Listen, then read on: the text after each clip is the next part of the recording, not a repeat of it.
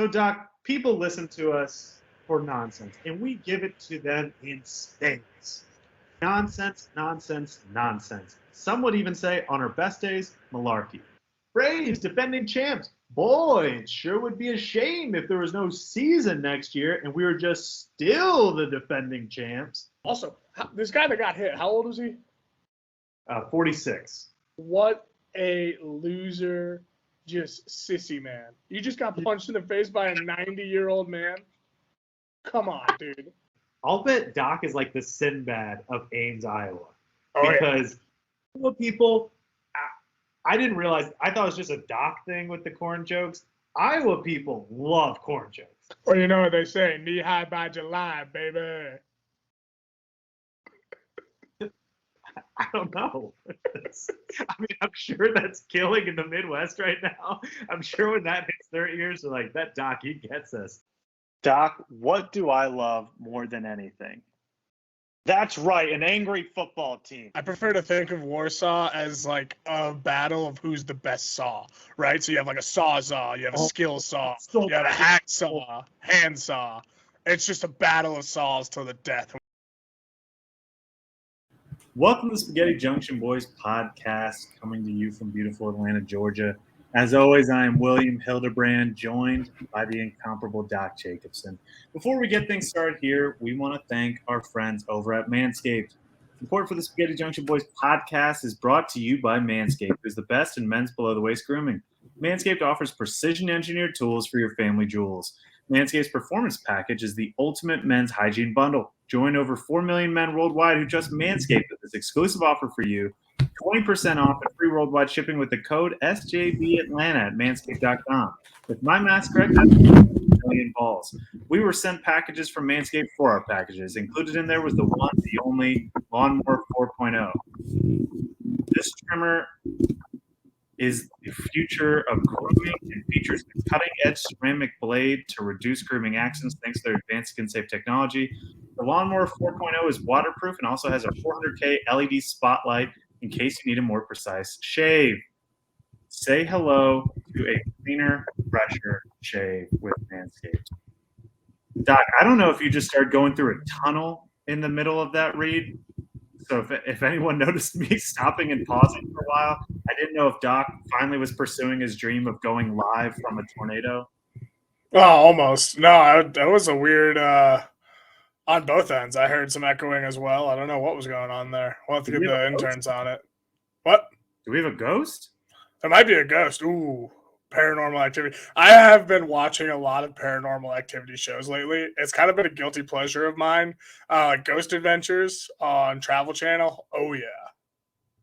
You see, we need to stop with the phrase guilty pleasures because there's nothing wrong with loving a good ghost show. You know, they go into a spooky old castle. They're just like, oh, you know, some 6-year-old twins fell down the stairs here. And people say they hear a bouncing ball in the hallway. Like, yeah, I get the appeal. I had someone the other day tell me that their guilty pleasure was watching New Girl. And I said, why is that your guilty pleasure? And he just said, like, I don't know. I was just thinking about what people might say if they knew I watched this. What straw man are you creating in your head where someone's like, oh, you watch that very popular, funny show? You jackass. And so I think we need to push back on that phrase to things that you should actually feel guilt for. Can I bend your ear on this? Maybe we, instead of the action itself you feel guilty for, it's the amount that you do that action. So, like, your guilty pleasure could be, like, overdosing on chocolate or, you know, anything like that. Like, you know, sitting until you're comatose on the couch watching New Girl till your eyeballs fall out of your head. You should feel guilty for being on the couch that long, not for watching New Girl. Yeah, but then just say, my guilty pleasure is being a piece of shit. All right, yeah, fair enough. All right, yeah. This is a lot. Put a little bow on that one. Yeah. So I was at a golf tournament a couple weeks ago down at Callaway Gardens in Middle Georgia. And I can't remember if I told you this story or not, Doc, but if not, it's just for the audience. At the turn of one of the courses, there's a little shack. They have some ponds there. So there's some fishing stuff. There's some golf stuff. There's some snacks, some beers, some drinks, stuff like that. So I stop in there, and it was an incredibly windy day, and a door down the hallway in this shack just opens and closes. And I, as a joke, I just said, "Oh, is that the ghost of Callaway Gardens?" And the guy looks at me and goes, "No, just a windy day." I go, "Oh, okay." He goes, "If there's a ghost, it's of that woman who got shot upstairs." I said, "What?" And he goes, "She didn't die up there. She died in the parking lot." I go, "What? I'm just trying to have some banter here and have a Snickers. I can't focus for the next 5 holes with you talking about a murder here." It sounds like you did an interview for Ghost Adventures, because that's basically how every story in that show goes. Mm-hmm. So maybe we need to start bringing around the camera a little bit more to this rural Georgia, middle Georgia area. See if we can go rile up some spirits. I don't mean to be a bad teammate here, but if we do have a podcast ghost, I hope he's on your end. I hope it's not on my end. I don't need that. I don't need that ghost in my life. That's fair enough. I've often wondered if there's a ghost in here, but who knows? You never know. Well, it'd be very disrespectful for that ghost to be coming on during the show. As all this time at your house, while you're watching Ghost Adventures, have at it. As you're fixing yourself a gin and tonic, go get you. But during the show, have some manners, Doc Ghost. No decorum with this ghost. We're really going to have to whip him into shape. It's just not great. Speaking of a lack of decorum, I want to talk about this tweet that I saw earlier today. I sent it to you. It's something that it's been a pet peeve of mine for years, and it came to a head when I saw this tweet. Victoria Bueno on Twitter tweeted, "I had lunch with a few friends. They ordered drinks and appetizers plus lunch. I had a salad. They know I don't drink, but yet insisted we split the bill equally. I'm not cheap, but it is the principle. Am I wrong for not wanting to pay more than my fair share?" End tweet. That is one of the biggest jackass moves of all time. Not what Victoria did, but Victoria's friends. I'm team Victoria Bueno in this one. If you're getting a more expensive thing, or you're getting an appetizer, or you're getting a ton of drinks, don't be the one to suggest let's split it. That's just you trying to get a cheaper bill for yourself. Let's be honest, because that's not, "Oh, let's just save time. Oh, let's not hassle the waiter." All right. No, it's you trying to get a discount on what you ordered at the expense of who you're ordering with. And that is bullshit, because sometimes someone's not that hungry and they're just like, "Oh, I just had a salad." I mean, I would never, but this person has a salad and they're like, "Why am I paying $45 for this $10 salad I had at lunch?" That's just, you know what that is, Doc? That's socialism. I'm not going down that path, but I mean, you might have a point there. My thought was, well, if you're going to go to lunch with friends and order a salad, you should expect to split the bill. I mean, come on now. Order a burger. Put something real on your put something real on your plate. Then you can bitch about it. You just got a plate of greens. And I don't know. Just leave. I don't know. Do you Irish goodbye at that point? But yeah, you guys can handle a $9 salad between 3 people. Like, come on. A quick aside, until recently, maybe like a year ago, and I think it was you who informed me of the true meaning of this phrase, Irish goodbye. I had heard it in passing, but it was always on second reference. It was always the assumption that I knew what it was, and I'm too proud of a person to just be like, I have no idea what that phrase means. So I just rolled with it. And because I'm Irish and my family talks so much and takes so long to say goodbye, I always thought an Irish goodbye meant a long-ass, drawn-out goodbye. And in reality, it is the antithesis of such a thing. And so I just wanted to mention that so everyone knew that I'm a dum-dum. But no, I agree. You should never do a salad for lunch. That's for monsters. But if you just say you do a sandwich and you're not drinking, and then the person that you're with does 4 drinks, an appetizer, and then an entree, and then they said, "Hey, split the bill down the middle." Monster, right? Yeah, monster. I mean, it's not that they already have to, if they're splitting a bill 6 ways, right? They already have to create 6 individual tickets. So it's no extra push buttons for the waiter to actually, move the correct food of what you ordered to the right ticket. It's the same amount of buttons to push. You're not making it easier for them. The only thing that it is a little bit easier, they don't have to remember what each person at the table got. But that's not that hard. I mean, 1-2 mess ups, it's fine. It happens. You're breaking down the walls of excuses. And I want to say, on the other end, if I'm the person who just had the sandwich and no drinks, and I say, just split it evenly. Now, that's actually a convenience thing and also kind of a hero move. Like, Right. That's a big-time alpha move if you're just like, oh, just split it. And you're like, dude, mine's going to be like $80 and yours is going to be $15. Like, no, it's fine. It's fine. Big-time alpha move there. But you cannot be the one with the more expensive shit going that route. And there's a sliding scale here.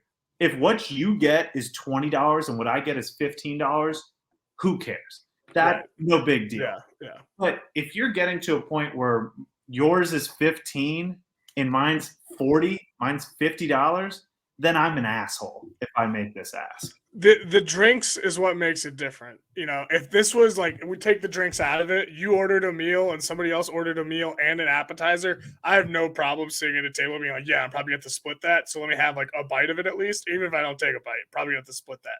It's the drinks that make the difference. Well, an appetizer, that's where you get into some really gray area, man.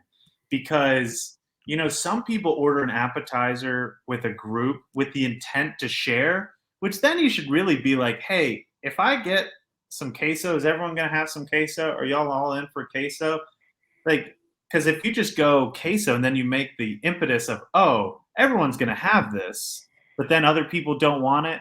And so, like, now I'm paying for your edamame. I don't want your damn edamame.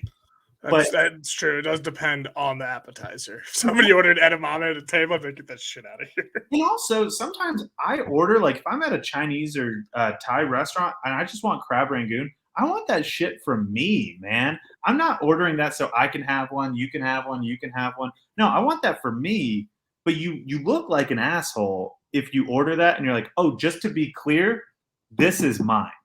So you have to do like a wild wolf sort of domination with your body right away. When they put it on the table, you grab it, you put it in front of yourself to let everyone know this is my appetizer. You will not be charged for this appetizer, but you will also not be having any of this appetizer. And as one friend of mine in high school described it, they call it the prison stance, where you have your arm wrapped around the dish and you're just going crazy on it. You have to. You absolutely have to do that if you're ordering an appetizer for yourself. But I do think you can find yourself in a precarious situation. A lot of times when you go on vacation, you're going to warmer climates, you're going to a seafood restaurant.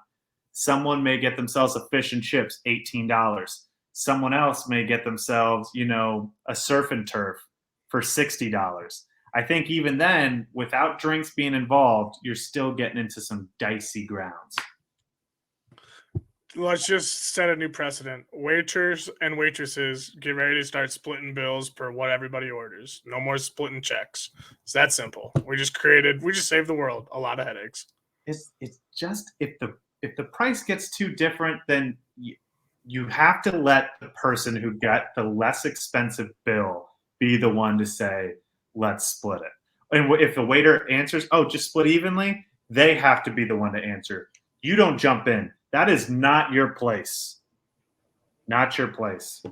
But I'm glad we got to the bottom of this. And Victoria, no one should be friends with anyone in this situation. No one should be friends with Victoria's friends for doing this, even though they sound cool as shit having drinks at lunch on a Monday. But also, no one should be friends with Victoria because she's going to a social lunch and just getting a salad. That's nerd shit right there. So I'm kind of now against everyone in this story. And she doesn't drink. Nerd. Yeah. So I want to talk about the NBA playoffs. Luka and the Mavericks did something that I have never seen a game like that before. I guess the closest thing that you could maybe think of is the Vikings-Falcons game in, 98 when that Vikings team got shut down. But I still don't think it was that bad. Where Luka had as many points at the half as the Suns did. The Suns were big favorites. They were by far and away the best team in the NBA in the regular season. They had won all 3 home games in this series by double digits, and then they just get the absolute shit kicked out of them. And Luka's smiling going down the court. People are saying, is it disrespectful? People are saying it is disrespectful, and I love it for being disrespectful. But now they've moved on. We have game 1 tonight as we're recording this. They play against the Warriors. And a picture came out on Twitter today that I sent to you, Doc, of Luka crushing what looks to be like a 24-ounce beer at lunch in the Bay Area. If I'm the Warriors, and please correct me if I'm wrong, if I'm the Warriors, that makes me so much less confident in this series. Oh, absolutely. Like he doesn't care. He's like, I'm just having a good time. Nothing doesn't care, but he's just out here relaxed, ultra relaxed. Yeah, because if you can look at it one of 2 ways. If someone has like that psycho focus, like the sort of Kobe focus that he had going into games, then you could be like, oh, I'm pretty worried about that. But when you see Luka, he's just like, oh, I haven't given one thought to the Warriors. Because why would I? I averaged more than 30 points a game across 4 games in the regular season against the Warriors. What are you going to do? Of course, I'm going to have a couple Stellas, a couple Peronis, whatever European beer I want to cash at this lunch, because who cares? He may just keep on drinking and pull like a Michael Jordan, Jeremy Roenick, and be a little buzzed going into the game. I don't know. This would scare the shit out of me. It's like if you're getting into a street fight and the guy across from you is just like smiling, no big deal. You're just like, I might be in trouble. It's the guy who's barking at you. Just like, you want to go, bro? You want to go? Yeah, you're just like, okay. He's allowed to bark, probably not allowed to bite. But this guy who's smiling is like, yeah, I'll fight. Like, oh, no, he's been down this road before. He knows he's about to kill me, doesn't he? And I don't want to cast aspersions. This might be one of those Heineken Zeros. This might not have any alcohol in it. Maybe you just wanted a great tasting beer. If it comes out that it's a Heineken Zero, then I love the Warriors' chances. Yeah, they win by 1,000,000. Yeah, Luka needs to go hang out with old homegirl's friends, or actually homegirl because she doesn't like to drink. Victoria. Yeah, hang out with Victoria Bueno. No, that would completely ruin this for me. But I love everyone just attacking Luka's body because everyone says that, he ate half a pizza and went out and played or whatever, food, drink, what have you. Because he never looks like he's in great shape. He looks a bit doughy. But I don't think you have the same conditioning concerns with him that you have with James Harden or, God forbid, Zion. But I think this is just a European thing. They're so used to having drinks at lunch and, it is what it is. He probably had a 3-hour lunch. He was probably super late to the shoot-around. And again, that means big trouble for Golden State here. Yeah, it's it's the same as like we said earlier, Jordan going and playing golf, before games. Like he's just relaxed. He's just ready to go. I don't see him either as being the guy that has to get super intense. He's just fun out there to watch, He's having a good time. He's not in there like, rah, rah, rah, let's get the team going. He's, by him having a good, loose kind of energy to him, unless it's with the refs, he's pretty good with everybody. What I don't understand about Luka is I feel like I've watched enough basketball in my life to understand what's going on. They're the greatest athletes, and we talked about this the other day off air, but they're the greatest athletes in the world. They are. I mean, you can say, get into track and field or what have you. The NFL, great athletes, but these guys are tall, strong, can jump, can run, hand-eye coordination, can get physical. Like they have the full gambit. And this is far and away the best basketball league in the world. And then you have Luka, who never looks like he's moving fast, who never looks like he's jumping high, but he always gets his. It's unbelievable to watch because he has such good footwork and he has such a deep bag that there's always something that he does where he makes so many guys look so stupid that he can just go around Rudy Gobert. That Klay Thompson, fantastic defender. Andrew Wiggins, fantastic defender. Draymond Green, fantastic defender. Like they have a lot of good defensive players on Golden State, and they are one of the better defensive teams in the entire NBA. But Luka still gets his on them, and he's going to get his on them this series too. But it's just going to be a matter of how much can they stop Golden State And also, can the guys not named Luka, who the average NBA fan cannot name, because Kristaps Porzingis isn't there anymore, can they step up? Can Spencer Dinwiddie get his points, get the team to the NBA title game or title series and win it so he can get his contractually obligated bonus of $1? It has to be a mistake. It has to be a typo. I mean, I've read 3 different stories on it, and I know it's not, but it just has to be. There has to be an M behind that. I don't care who says what. That is just a clerical error. I mean, he said that he joked right after he signed the extension with the Washington Wizards that he wants it to be paid out in pennies. So maybe when everyone was laughing about it in the crowd, he was just like, yeah, it is funny, $1 million in pennies. Yeah, no, I get it. That's a lot. That's 100 million pennies. No, I don't understand what that is. What sort of negotiating ploy is that? I know in some cultures they make you add a certain number in cents because it's a lucky number, it's a spiritual number, what have you. But there's just something about this dollar. I think Spencer Dinwiddie is really going to regret that after he wins a title. And he's just like, oh, everyone's getting like their revenue share of this and everyone's getting their bonuses. And my contract's just like, hey, here's your dollar. He has to open a check, like a certified check from the Mavericks for $1. Yeah, and then go cash it. Like, what the hell? It can't just be like, yeah, there's a buck lying around here somewhere. Like, yeah. Our intern can give you one of them. It has to be a little paper trail where he has to receive a check and it has to go into his bank account. It's ridiculous. Yeah, I actually had one of those from Sirius XM where I canceled my service and they sent me a refund check for what was left on my account. And it's like $2.60 or something. I was like, oh, this is going to be more hassle than it's worth of getting this $2.60 from this piece of paper to me. I do want to give some credit to the Miami Heat. It has been much maligned on Miami Heat Twitter about whenever they beat a team, it's about the other team. Hey, is Trae Young not really a superstar? Joel Embiid being hurt, does this completely change the series? Oh, Boston without Marcus Smart and Al Horford and so forth. So I want to talk a little bit about the Heat just dismantling the Boston Celtics in the third quarter last night. It was a game where in the first half you thought, okay, this could be a series or it could be short work for Boston. And then Miami just they had 4 days off. If you read our website, I did tell you to pick the Miami Heat -4. I never wavered on that and cashed. But then they just stepped on their throats like you do. They had 3 straight pick sixes. Jimmy Butler had 14 points.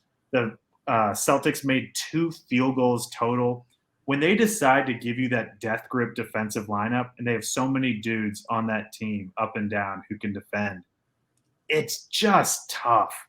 And a young team like Boston, when they're letting it get away from them, you have a home crowd, it was just a disaster waiting to happen. And I know some folks may look at that and say, oh, it was just 1 quarter. Peyton Pritchard said, oh, we won 3 quarters. They won 1, judging it like it's a boxing match, not realizing that it is a full aggregate score from the 4 quarters, and that's how it works. Or you could look at that and say, that could happen again. And did the Heat just get the rust off and then decide, okay, it's time to go?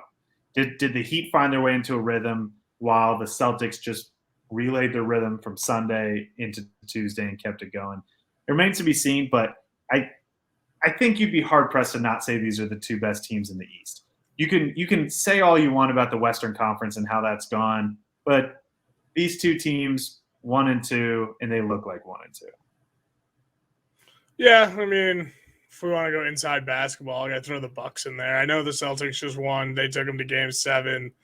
They kind of crushed them in Game 7, so I guess that's the final nail in the coffin to say. But the Bucks are still a very good basketball team. Oh, of course.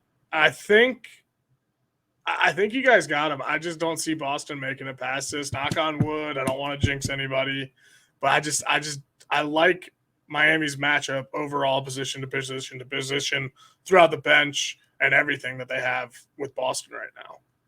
They certainly go deeper than Boston. Boston usually goes about 8 deep in their playoff rotation, which is about what most teams do in the NBA. The Raptors a couple years ago went a lot deeper, and the Heat will go 9, sometimes 10 deep in their lineups. Allows a lot of guys to stay fresh. You saw that with Joel Embiid, that they just threw Jimmy Butler at him. They threw Bam at him. They threw Dwayne Dedmon at him. They threw PJ Tucker, all of 6'5", 6'6", 37 years old, at him. And they can do that to you. The Heat want to take away your best player, and they have enough versatile defenders that they can say, okay, go get Jason Tatum. Jason Tatum was a shell of what he was in the first half and the second half. He finished the game with 7 total turnovers, and I think he was 1 of 7 in the second half in the field. Had a 3-pointer blocked by a much shorter Jimmy Butler, and you had to think, you got some tired legs already in game 1? And that's something that would worry me about Boston. Is Boston, to win this series, needs Jason Tatum to be the star that people say he's ascending to be. If you're coming out of game 1 and you're a Boston fan, you say, well, they didn't have Marcus Smart or Al Horford. The Vegas line changed 2 points. 2 points after they found out that those two were out. It went from Heat -2 to Heat -4. That's what you're relying on? Because I'll tell you what, if Jason Tatum or Jaylen Brown are out, it's a lot worse than 2 points. So if you're relying on those two to be the complete changing force to go from a game 1 loss where the Heat had in backups, late in the fourth quarter, that's not going to get it done. All right. Wow. So we go from a sinkhole of a second half for Boston to talking about what guys love best. Guys love digging holes. A massive one in the Outer Banks has been criticized by some local officials there because it is the size of a grave. And they said it could be a danger. People could fall in. People could hurt themselves. Wildlife can fall in, so forth and so forth. So, Doc, I got to ask, what is it in the primal instincts of man that we just love to dig a good hole? It's just throwing dirt. I think that's what it is, throwing dirt. People love throwing dirt, getting dirt moving, getting holes dug. It's innate. It is part of our nature. It is something we will never get away from. And I'm not 100% convinced this isn't a grave. Usually something that looks like a grave, smells like a grave, probably is a grave. But you've got to be a pretty bad murderer if you're doing a grave at the beach. Like, if you write anything with a stick or your finger in the sand, it's washed away within 5 minutes. If you're risking being put in jail for life on whether or not something will get washed away, especially in the way that our earth is trending, you're going to go to jail. Yeah. If you're thinking, oh, maybe then the body will just wash out, obviously you've never seen whales, because whales dumbasses end up on the beach all the time. So this guy is just going to go out to water a little bit and then come right back in. Well, yeah, I think they just try to dig a grave on the beach. Maybe it wasn't a murder. Maybe someone's mom died who just loved going to the beach all the time, and they're like, you know what? Let's bury her on the beach. Beachfront realty. And then, some water rose. There might have been a little bit of an undercurrent, heavy undercurrent one night. Never know. And maybe this body just drifted off to sea. Who knows? Maybe it dug its own grave.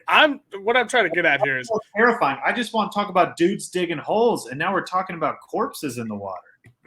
I'm just saying, because they're trying to make it a sinkhole, and a sinkhole is a natural occurring feature, especially in sandy areas like that. I'm saying this is not natural. I'm saying a man went in and dug this hole. I agree. Yeah, no, everyone's on the same page with that. It's from tourists digging holes. Dudes love to dig holes. There's something about it. It's like when you're power washing and you get to see it change color, and then you're just like slowly making it across like a full driveway. There's just something oddly satisfying about that. Or when you're mowing the lawn and you see that line coming up in front of you and it just gets flattened and it's neat and it's even. There's just something so beautiful about it. And I see these posts all the time about men are so simple and it takes so little to make men happy. And it really is true. Like there's just times of guys being dudes. And digging holes is just for some reason one of those things where, one of your buddies is digging a hole, and then you look over at him and you're just like, yeah, I bet if there's two of us digging that hole, we could really make some work on that. You have no purpose for this hole. Like, you don't need to be in there. You have nothing to put in there, but you just want to create something. Women are able to create human life with their bodies. Men can dig holes. And that's how we replace that inability, that inferiority of creating life, is by being like, well, let's see how deep we can make this thing. Because when someone's digging it and you're like, okay, they're pretty committed to it, you're just like, let's make greatness happen today. Yeah, it's just something that's hardwired into us. There's no way you could take the hole out of the man, but you can't take the man out of the hole. You just can't do it. There is just something beautiful about the simplicity of dudes. I mean, I was at a wedding over the weekend, and a lot of the dudes there just knew the couple through their significant other, or didn't know them at all and was just attending the wedding. And then all of these dudes, just like a magnet, were just like, hey, I can probably have too much to drink with you and talk about some really dumb things. And then as my wife is just over there. And sure enough, all the dudes just had a great time. Just guys being dudes, talking about nonsense, throwing back beers, wishing we were somewhere digging holes. It's truly one of the greatest beauties in this world that doesn't get discussed. Is just guys able to be dudes. It's like when you take a dog to a dog park, and these dogs are just like, holy shit, you're a dog? You're never gonna guess this. I too am a dog. All they have to do is just like bite each other's ears, or like play chase, or like tug of war over a stick. That's all they need. They're just dogs being dogs, man. And that's what it's like when you get a bunch of guys together, whether they know each other or don't know each other. They just want to do dude stuff, and it doesn't have to be terribly much. If you're walking by a golf course and there's dudes together, they're gonna be like, oh, what do you think he's gonna pull here? I'd say he's probably like 180. You think he's good for like a 6 there, like a strong 6? But that's just all we want. We just need simple things, man. And holes, that's like the gold standard of dude shit. And if you're not sure if you're a dude or just a guy out there, and you need kind of a litmus test to see if you're a dude, just go on Instagram, go through reels, and if you stop when you watch someone throwing a big rock off of a bridge into a body of water, you're a dude. That's all you need to know. You're a dude. Yeah, I love a good rock into water. The bigger the rock, the better. The higher it's going off, the better. Also, comes off buildings. You tell someone to drop a watermelon into a parking lot, I'm there for that. I really am. Absolutely. All right. Well, I'm inspired now. I just love just guys being dudes. And if you're a guy looking to be a dude who needs to clean up a little bit, who needs to take a bit more care of himself, it's time to go to manscaped.com and get 20% off and free shipping with the code SJB Atlanta at manscaped.com. That's 20% off with free shipping at manscaped.com when you use code SJB Atlanta. Unlock your confidence and always use the right tools for the job with Manscaped. Thanks as always for tuning in. Check out our website. Check us out on Twitter. You know where to find us. We love you. We'll see you next week.